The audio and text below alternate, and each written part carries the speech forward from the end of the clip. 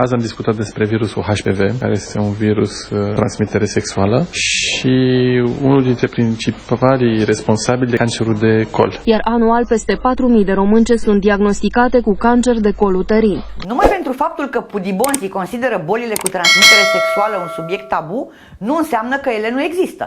Lipsa educației tinerilor cu privire la acest aspect este cel puțin la fel de periculoasă precum sunt agenții patogeni care provoacă îmbolnăvirea. Sunt Laura și tu ești pe canalul Pacientul 2.0. Așează-te confortabil și pregătește-te să afli lucruri despre care poate încă nu ți-a vorbit nimeni până acum. Lucruri care ți-au trecut pe lângă urechi, informații neclare sau incomplete, rostite în șoaptă, cu jumătate de gură. Vei afla câte tipuri de boli cu transmitere sexuală există, cum se manifestă ele, care pot fi tratate și care nu, ce riscuri și ce complicații apar atunci când nu este urmat un tratament corespunzător. Rămâi alături de noi, pentru că în acest caz, educația face diferența. Termenul de boală cu transmitere sexuală, având prescurtarea BTS, se referă la acea categorie de afecțiuni care se transmit de la o persoană la alta prin contact sexual neprotejat, vaginal, anal sau oral. Acest tip de boli mai sunt numite și infecții cu transmitere sexuală, pentru că infecții și sunt, sau boli venerice. De altfel, nu este sexul singurul mod de transmitere al unora dintre aceste afecțiuni, ele putând fi dobândite și prin folosirea în comună a acelor nu de broderie, nu de goblet, sau în timpul alăptării de la mama infectată la bebeluș. Clamidia, infecție de top, fruntașă, cap de listă și discretă, foc de discretă. I se mai spune și infecția tăcută. Știți cum se zice cu mutul și cu pământul, da? Pentru că în majoritatea cazurilor nu se manifestă și trec bine mersi luni de zile, chiar și ani, până când se dă de gol. Bacteria care provoacă îmbolnăvirea se numește Chlamydia trachomatis și nu facem ofturi când e vorba să se atașeze de careva. Că e pasată de la femeie la bărbat sau invers, pe ea nu o deranjează pentru că se simte bine și progresează și în organismul ei și în al lui, și al Valentinei și al Valentinului. La femei, infecția cu clamidia afectează vaginul și colul uterin, iar când încep să apară simptomele, ele sunt sub forma secrețiilor și sângerărilor vaginale anormale, acestea din urmă, în special după contactul sexual, a durerilor în abdomenul inferior, a senzației de înțepături și arsurilor la urinare. Dușmănoasa bacterie poate provoca leziuni la nivelul vaginului, colului uterin și mucoasei uterine, motiv pentru care, într-un glas, strigăm moarte ei, moarte ei, moarte clamidiei. În cazul bărbaților, infecția se localizează la nivelul uretrei și se manifestă prin scurgeri purulente din mădular, dureri și arsuri în timpul urinării. Și dacă vrea ea, provoacă și leziuni la nivelul uretrei. De tratat se tratează cu antibiotici. Dacă nu este tratată, o să o tot pomenești și blestem pentru că va afecta căile genitale superioare, trompele uterine la femei și epididimul sau prostata la bărbați. Și ia uite cum din cauza unei bacterii te alegi cu infertilitate, măi femeie, măi bărbate. Sifilis, Treponema pallidum. Ea e bacteria care provoacă sifilisul, poate cea mai urâtă boală cu transmitere sexuală după SIDA. La început descoperi pe organul genital, anus sau gură o rană mică, rotundă, care nu doare. Apoi sifilisul evoluează în 4 stadii, fiecare cu simptome specifice. De la creșterea în volum a ganglionilor din apropierea zonei în care se află leziunea, până la erupție pe tot corpul. De la febră la dureri articulare, de la dureri de cap la pierdere în greutate, de la stări de oboseală la căderea părului. Fiind implicată tot o bacterie, tratamentul este tot cu antibiotice, penicilina.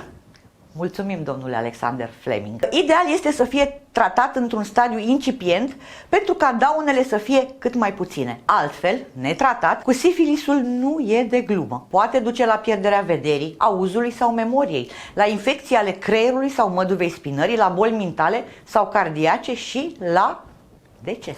Sunt Laura și tu ești pe canalul Pacientul 2.0.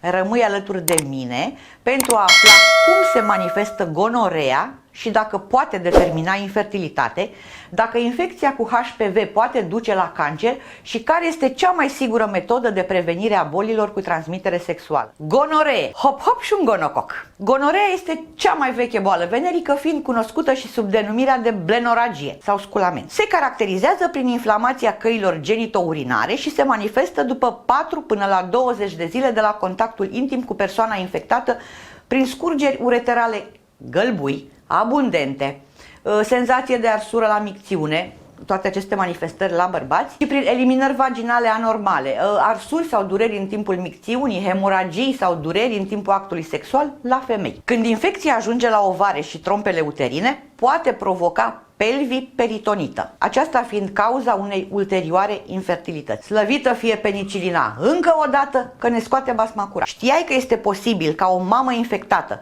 să transmită gonorea nou-născutului în timpul nașterii, ceea ce îi provoacă acestuia grave probleme de sănătate? Acesta este motivul pentru care medicii recomandă gravidelor testarea și tratarea posibilelor boli cu transmitere sexuală de care acestea ar putea suferi. HPV, Human Papilloma Virus. În sfârșit și un virus după supremația bacteriilor. Și ce virus? Unul cu peste 100 de tulpini, unele cu risc cancerigen crescut, cancer de col uterin, vulvar, vaginal, rectal, de penis, de scrot, orofaringian, de prostată. Cel mai frecvent simptom al infecției cu HPV îl reprezintă apariția unor excrescențe de culoarea pielii localizate la nivelul tegumentului din zona genitală sau la nivelul mucoaselor. Pentru că virusul poate să nu se manifeste timp îndelungat, iar pacientul să fie asimptomatic an la rând, sunt deosebit de importante examenele clinice în vederea observării leziunilor și testările Papa Nicolau și HPV. Mai multe lucruri despre acest virus găsești într-un alt video, tot aici la noi, pe Pacientul 2.0. Tricomoniaza. Dacă spun că boala este cauzată de un parazit microscopic, de tip protozoar, o dihanie pe nume Trichomonas vaginalis, nu e așa că te trec fiorii? Da, iubirii, cum să nu? Simptomele îmbolnăvirii sunt aproape aceleași la femei și la bărbați. Mâncărimi în apropierea vaginului și în jurul vulvei la femei și în jurul penisului la bărbați, durere în timpul urinării sau actului sexual, secreții vaginale sau peniene de culoare galben-verzui, dureri în partea inferioară a abdomenului și în zona lombară dacă infecția s-a răspândit la uter, trompe și ovare, în cazul femeilor, și în zona perineului dacă infecția s-a răspândit la prostată, în cazul bărbaților. La bărbați, infecția se mai manifestă și prin înroșirea și inflamarea anumitor porțiuni ale pielii glandului penian și prepuțului. Pentru că simptomele infecțiilor cu transmitere sexuală în general seamănă între ele, nu face pe doctorul încercând să te tratezi de capul tău. Fără investigații, teste, analize, nici chiar doctorul nu știe să-ți spună cu ce boală cu transmitere sexuală te-ai căpătuit. Herpes. Virusul ăsta, herpes simplex, are două tulpini principale și amândouă pot fi transmise pe cale sexuală. Unul cauzează herpes oral, celălalt genital. Dar ăla oral se poate transmite și genital dacă îți va sta capul unde stau picioarele, cum zisa cu aproximație prâslea cel voi. Herpesul are ca simptom rănile cu vezicule. Cel oral se manifestă în jurul gurii, iar cel genital în jurul organelor genitale. Ce să vezi? Odată ce ai luat virusul, al tău este. Pentru totdeauna. Niciun tratament nu îl stârpește, ci doar ameliorează durerile, previne apariția complicațiilor și evită răspândirea infecției în alte zone ale corpului. După primul episod al infectării, când se lasă cu dureri, mâncărimi, secreții cu miros neplăcut și înroșirea pielii în zona genitală, pe virus îl ia un pic somnul. Și zace el acolo în stare latentă până când așa, dintr-o dată, îi se scoală interesul să te mai pună o dată la încercare. Și peste o vreme încă o dată. Să nu uiți, Darie. HIV. Virusul imunodeficienței umane, HIV, transmisibil pe cale sexuală, dar și prin sânge și produse de sânge contaminate, are ca și caracteristică faptul că acționează asupra sistemului imunitar, reducându-i treptat capacitatea de acțiune până la distrugere. Nici pentru acest virus nu s-a găsit deocamdată un tratament care să-i vină de hack, însă există opțiuni de gestionare a infecției și de reducere a încărcăturii virale până la niveluri la care să nu poată fi transmisă unui partener sexual. O persoană purtătoare a virusului poate trăi cu el în organism fără să dezvolte SIDA. A fi seropozitiv nu înseamnă a avea boala, ci doar că persoana este purtătoare a virusului. În stadiile incipiente, simptomele infecției cu HIV sunt asemănătoare gripei, dar care persistă vreme îndelungată.